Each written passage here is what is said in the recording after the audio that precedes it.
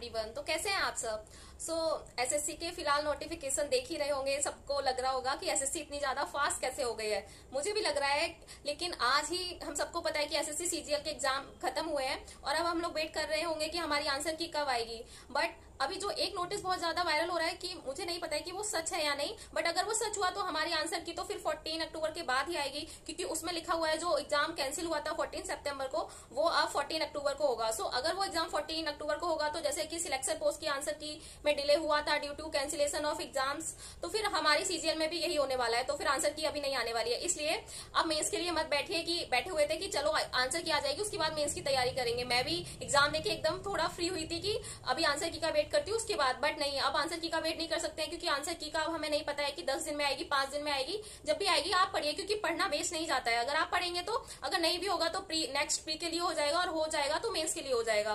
तो पढ़ते रहिए। और भी एग्जाम लगे ही हुए हैं, और अभी सीपीओ का नोटिफिकेशन आया है, and big change in CPO की उसमें सेक्शनल टाइमिंग इंट्रोड्यूस करवा दी गई है। This is a very big change. मैंने पिछली बार सीपीओ का एग्जाम दिया था और मेरा क्वालिफाई हो गया था, but due to some reason मैं फिजिकल देने नहीं जा पाई थी, और बट मेरा एग्जाम बहुत अच्छा गया था। वो सिर्फ इसीलिए क्योंकि मैंने इंग्लिश और रीजनिंग इंग्लिश और जीके बहुत जल्दी खत्म कर दी थी, बाकी टाइम अपना मैथ्स और रीजनिंग में लगा दिया था। बट ये सेक्शनल टाइमिंग इंट्रोड्यूस हो गई है, जिसमें 30 मिनट अलॉट किए गए हैं हर सेक्शन को। सो गाइज, इसमें तो बहुत ज्यादा होने वाला है, क्योंकि आपको 50 क्वेश्चंस करने हैं 30 मिनट में, तो ऑब्वियसली मैथ्स में तो टाइम लगने ही वाला है। तो देखते हैं अब इस बार के चेंजेस में क्या क्या होता है। बहुत सारी चीजें न्यू इंट्रोड्यूस हो रही हैं। एंड हाँ, सीपीओ का आज से स्टार्ट है, 16 सितंबर को, सॉरी 26 सितंबर से स्टार्ट है, और 16 अक्टूबर उसकी लास्ट डेट है। तो जरूर एसएससी की तैयारी करने वाले जरूर फिल कर दें। एंड हाँ, दिल्ली पुलिस की कांस्टेबल की भी आ गई है, तो उसमें भी फिल कर दीजिए। एग्जाम आपको सारे देने हैं, एक हमारा माइंड सेट बन जाता है, वो हमें बनाना है अपना एग्जाम देते हुए, और जो एसएससी कंडक्ट करवा रही है वो एग्जाम तो सारे देने हैं।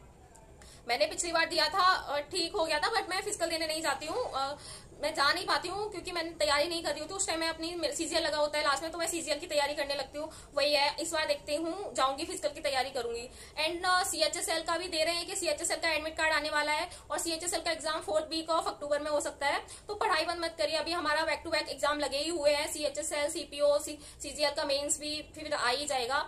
तो सब लोग लगे रहिए, बाकी तैयारी करते रहिए। मैं भी अब मेंस की तैयारी में, मेंस का आप सोच रहे होंगे कि क्या पढ़े, अलग से बैच लेना है, क्या तैयारी करें।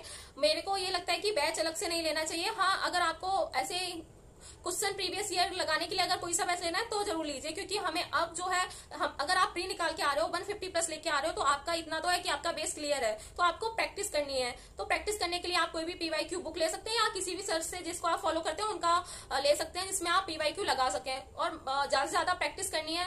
मेरा पिछली बार, मैं अपना बता दूं तो मेरा प्री हो गया था सीजीएल में, और मैं मेन्स में 4 मार्क्स से रह गई थी, वो सिर्फ due to lack of practice रह गई थी, और वो मुझे इस बार सुधारना है। और सब लोग टाइपिंग में लग जाइए, मैं आपको नीचे लिंक दे दूंगी, जो आपको टाइपिंग एक है, वो इसमें आप 3 मंथ का ले लीजिए, बहुत ही सही मिल जाता है, और सेम जितना टाइमिंग मिलती है सीजीएल में उतना ही हमको मिल जाएगा। और प्रैक्टिस अभी से कर लीजिए, क्योंकि अगर आपने प्रैक्टिस नहीं की और आपको लगता है ये तो मैं कर लूंगा लास्ट में या कर लूंगी, तो वो नहीं होता है। अगर आपने कंप्यूटर पे इस तरीके से नहीं बैठे हैं, टाइपिंग नहीं किया, तो टाइपिंग स्टार्ट कर दीजिए, और कंप्यूटर जो अलग से आने वाला है उसको भी पढ़ना स्टार्ट कर दीजिए, क्योंकि मेन वही है, अगर आप उसमें फेल हो गए तो आपका कितना भी अच्छा एग्जाम चला जाता है, आप फेल हो जाते हैं। तो तैयारी में लगे रहिए गाइज। मैं भी अब अपना स्टार्ट करने वाली हूँ। अब ये मत बैठिए सब लोग कि अब दिवाली आएगी, दिवाली के बाद पढ़ना स्टार्ट करेंगे, पढ़ने में लग जाइए मेंस के लिए। अगर मेंस नहीं होगा तो और भी एग्जाम लगे ही हुए हैं बैक टू बैक, तो सारे एग्जाम में काम आने वाला है, पढ़ाई कभी वेस्ट नहीं होती है। तो फिर कौन किससे पढ़ रहा है जरूर बताइए, और मैथ्स का कौन किसका बैच ले रहा है मुझे भी बताइए, सब लोग अपना अपना। And yeah, thank you for watching, bye bye.